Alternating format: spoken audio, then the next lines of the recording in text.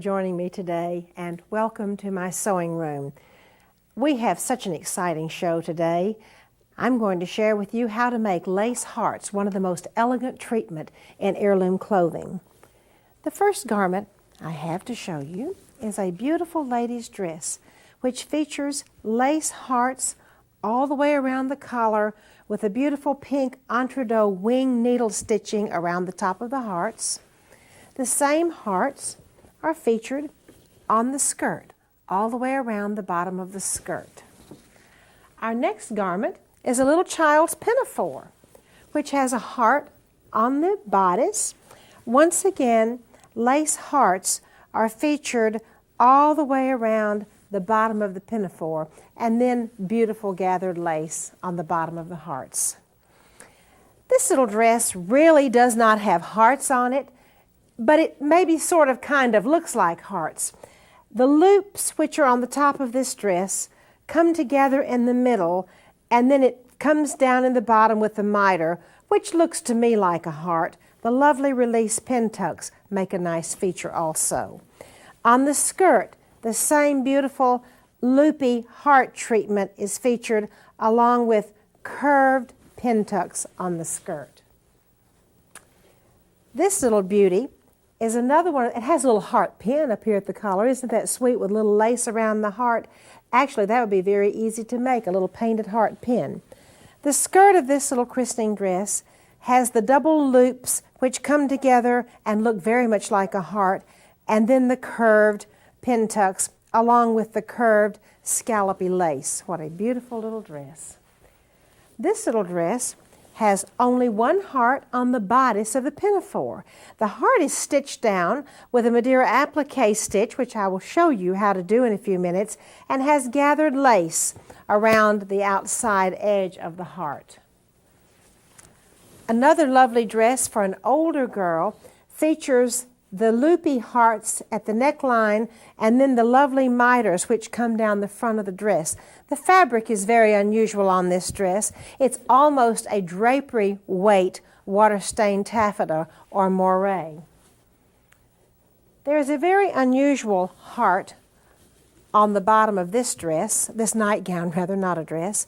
The hearts are turned sideways and actually make a bow, which I really like.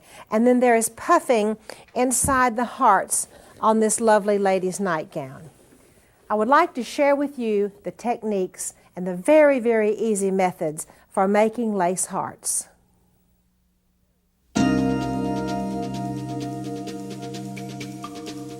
It is very easy to make lace hearts. First, I draw off the heart. Then I put the center lines. Those will be the lines where the miter points come. Let me show you how I pull the lace over and I work on the outside edge of the lace. Anytime I curve lace, I pin the large side first. Notice I make the pins lay down almost flat. I bring the lace into the middle. Do you see how this lace is kind of going like so? Well, that's correct. Then there's a pin at the top and a pin at the bottom. I take the long tail of the lace, wrap it back up on itself. Now, I do not pull it over this way, or I don't pull it up this way. I simply make it go back on itself like this. I remove the pin that goes through two layers, and then I travel the lace on around on the other side and begin to put pins there again. The next figure illustrates for you and for me what it looks like when I go all the way around. Now, this is a little floppy over here, and this is the way yours will look, just like it did on the last picture. It's a little floppy, so I have to do something to make that floppiness go away. I will go down in the bottom of the lace and find a pull cord. Laces coming from France and England today do have at least 3 or 4 pull cords. I'm going to pull the string, and look here what happens. Now, if the string breaks, don't worry. There are 3 or 4 more strings in there. Just go in and find another one. It lays down just like magic and forms a lace heart. Now, on the bottom, I still have to make one more miter, don't I? Can I fold the lace back on itself? Well, that did not look correct, did it? So I have to figure out another way. I cannot fold it back on itself the way we have mitered other points. So I'm going to turn it underneath itself like this, and guess what? A beautiful miter has just folded in. After the laces are pulled and pressed and spray starched, I then go to my sewing machine. I zigzag the outside first, then I zigzag the inside of the heart, and to make the heart peekaboo, I cut away from behind the lace. In other words, I cut the fabric away from behind the lace all the way around the heart, and I zigzag over the little miter point right here. You don't really have to zigzag over the 2 miter points, but I really think it makes it a little stronger, and the toe of your iron will not catch in there. May I demonstrate for you how to sew this heart to a piece of fabric by using our lovely quilt square.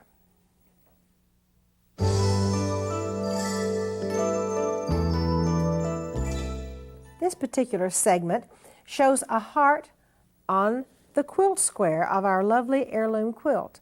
Now, here is how that heart is assembled. I'd like to show you a kind of a fine detail about pinning curved lace. I have my pins right here. When I pin curved lace, I pull it in a little bit and then I drag it out. Do you see what I'm doing? Pull it in and then drag it out and making my heart. I want the red ones. I pull it in and then I drag it out. I pull it in and then I drag it out. And when I'm pinning curves, I really do put more pins than when I'm pinning a straight area. Okay, down here on the bottom part of the curve, I don't really need too many pins because this is not a curved area at all. I just put a few pins in to hold it straight down here. Stick the little pins in there. Now, when I come to the bottom, I put a pin in the top, but guess what? This is a little bit floppy up in here, just a little bit of floppy, and I've already found my pull thread. So I'm going to slip my pin underneath the pull thread, give it a little pull, and look what happened. My heart lay down just as pretty as you please.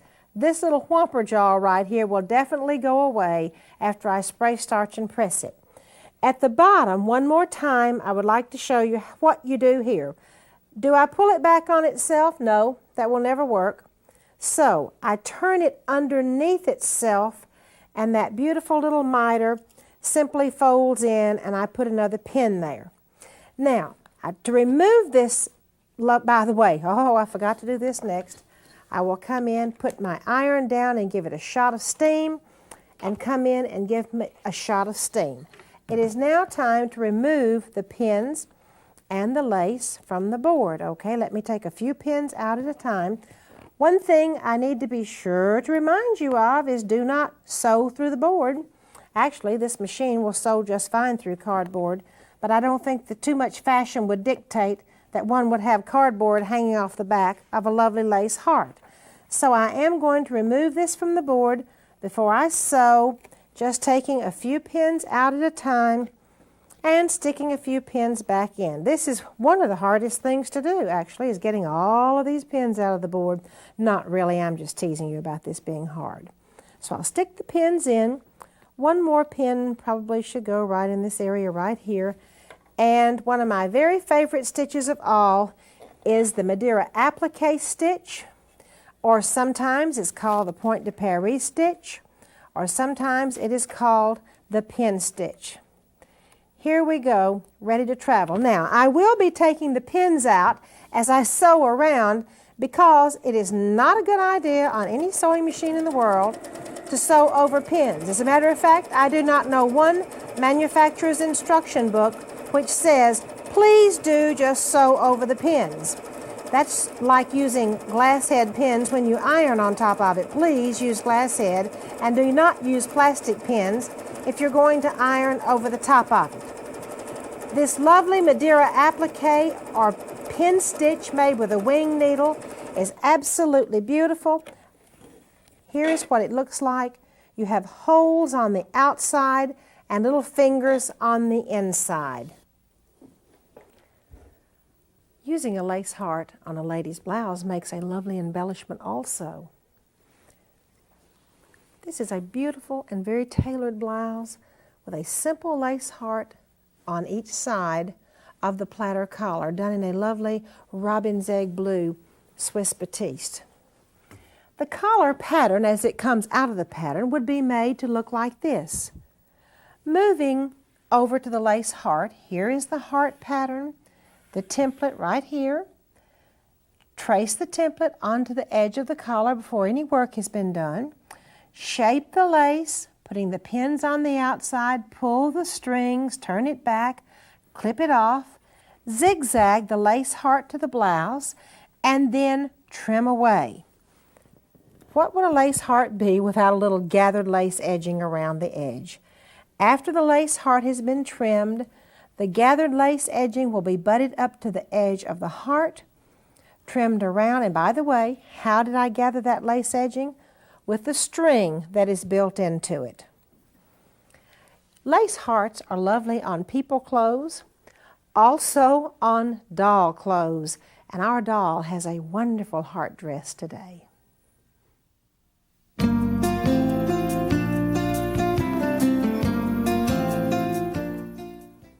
I was thinking for a sweet name for this little doll dress, and I think this might be the sweetheart dress. I absolutely love this doll dress. The little collar detail, there's just a tiny little bit of smocking around the collar, little pink smocking is the little ecru lace and pink silk ribbon peak above it. A sweet little heart is featured on the front of this little sweetheart collar. This little peplum is absolutely precious. Another little sweetheart heart is on the peplum with a little embroidery right in the middle. And on the skirt, beautiful little hearts dance all the way around the skirt. Little scalloped lace connects the heart, and little gathered lace finishes off the dress. I think this little lady looks absolutely precious. You can have a doll dress like this for your doll, and wouldn't it be sweet to make a matching one for your daughter or granddaughter to match her doll? There are several really interesting techniques found on this dress. The first one, pretend, if you will, that this is your doll skirt. I shape a heart at every location. First, I draw off, of course, all the hearts on the skirt. Then I draw the scalloped areas. I shape the hearts, 1, 2, 3, 4, however many there are around the skirt. Now, this is interesting. The heart has a little skinny, tiny lace with daisies on it, and the scallops are made out of a larger, wider lace with other types of flowers and scrolls on it. So after shaping the hearts, then get your little scalloped lace piece and slip it underneath. I can come in here and pin. Pin it just as if you're pinning a scallop skirt. Stick it underneath the heart on this side, and voila! You have 2 hearts connected with this lace scallop right here.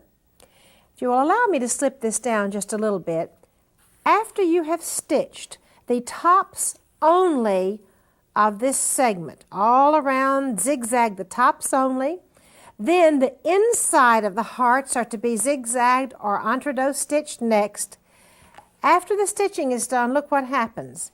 Then you cut away, and all of a sudden I have a scalloped heart skirt. The next little trick here, on the peplum there is another heart with lace coming down this side of the peplum, lace coming up, and here is the principle right here on this side of butting the gathered lace to the lace edging. You zigzag it all along, and then you see you lift it up and you cut it away. More hearts and more lovely things will be ready for you in our silk ribbon embroidery section.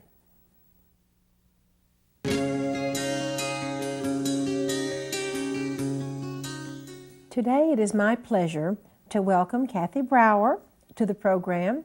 Kathy is the embroidery editor of So Beautiful magazine and is teaching our segments on the wonderful and fascinating silk ribbon embroidery. Welcome to my sewing room, Kathy. Thank you, Martha. What are you going to be explaining to us today? Well, today I'm going to show our viewers how to make colonial knots and French knots, and I'd like to show you a wonderful example of how this is used in several different ways. This beautiful pillow, which I believe Martha is going to show you how to make on a later series, has wonderful examples of rosettes made from French knots. Also, there's beautiful hyacinth flowers. You can use these for grape bunches. We also use them as filler to take up a little space and to add a little color. You can also use it for great baby's breath in a floral spray. I'm going to move right on here to show you how you can make this beautiful French and colonial knot. I'll start with the colonial knot. I think it's the easiest. Colonial knot. Yes. Okay. The reason it's easy, it's foolproof. It'll never slip out like the French knot will. Watch what I'm doing carefully. I'm going to wrap this like a figure 8. And I'll do that for you one more time.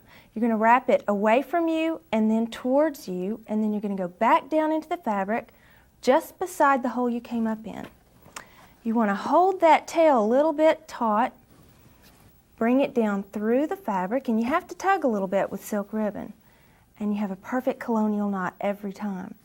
Now, I'm going to show you how to do a French knot, which is it takes a little practice, because sometimes if you pull it too hard, it pulls through to the other side, and if you don't pull it hard enough, it'll untwist on you. I'm going to wrap it about 3 times, and I'm using a 4mm ribbon, and we're going to bring that needle in just beside where we came up, and not in the same hole, or you'll pull it through to the other side. Hold this tail here taut, bring your needle through, and you might have to tug on it a little bit. Bring it down, not too tight, not too loose, and you have a beautiful French knot. And it's easy as that, and it's a great filler. Kathy, do you always wrap a French knot 3 times in silk ribbon, or do you wrap it sometimes 1 time, sometimes 2 times? Well, it depends on the size ribbon you're using. With a wide 7mm ribbon, you probably only want to wrap it once. With narrow ribbons, you can wrap it 2 times for a smaller knot and 3 and 4 times for a larger knot. Okay. I'd like to see what you did, the little samples you have at the top of that hoop. They just look absolutely beautiful. Could you explain that just a little bit? Sure, I can. This one is colonial knots. It's a grape bunch. And a grape bunch. It trails down, and you just fill it in and you narrow it down to just 1. Here you go the opposite direction, and it makes a beautiful hyacinth flower. You fill it in with a green, any kind of green, a dark green, a light green. And this is also a wonderful way to make baby's breath to fill in a floral spray. It's wonderful in the middle of a lazy daisy flower to fill in that little hole. So well, colonial knots and French knots, I'm ready. Thank you very much, Kathy, for joining me here today. Our next segment has an exciting home decorating idea for you.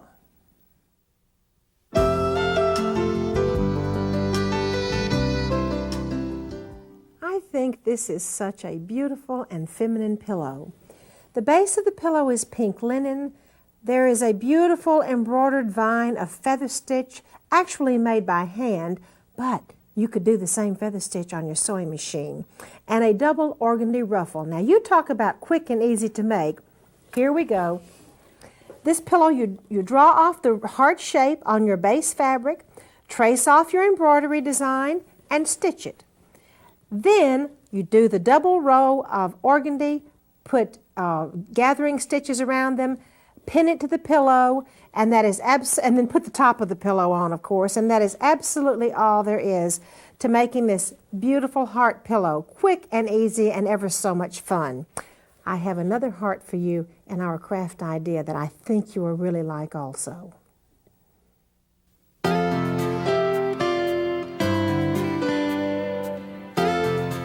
I've always been fascinated by covered boxes, especially this heart-covered box.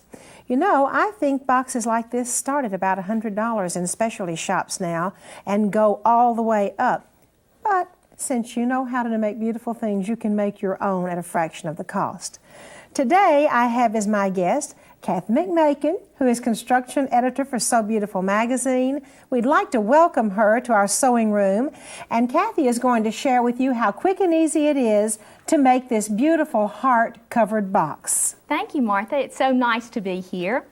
We are just going to take a box that we purchased from a local discount store.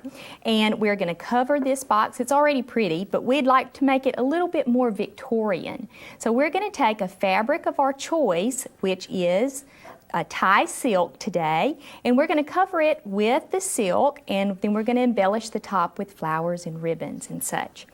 First of all, we'd like to show you how you get this tie silk to cover the sides of the box. Now, this particular box had a lining in it, and so it has a little groove in between these two layers. And we can take a butter knife or any screwdriver, whatever, and you can just slide the fabric down between the two layers.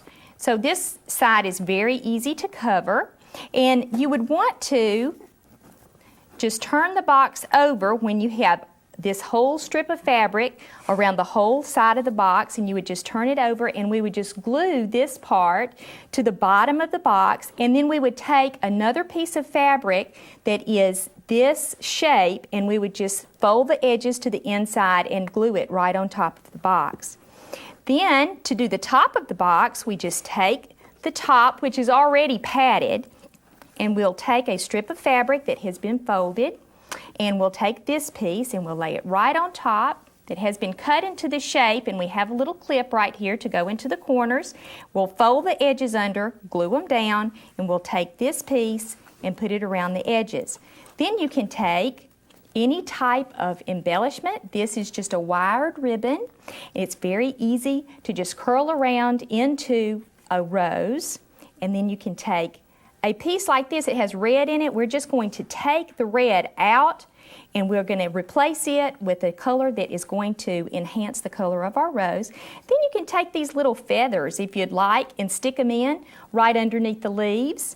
And this ribbon is also a nice embellishment. It's just a zigzag. You pull the zigzag, and it makes a nice braid to go around the box. Well, Kathy, that looks reasonably easy to do. Very easy. A little glue gun and some beautiful products. I'd like to invite our viewers now to go with me up to see what's in my grandmother's trunk.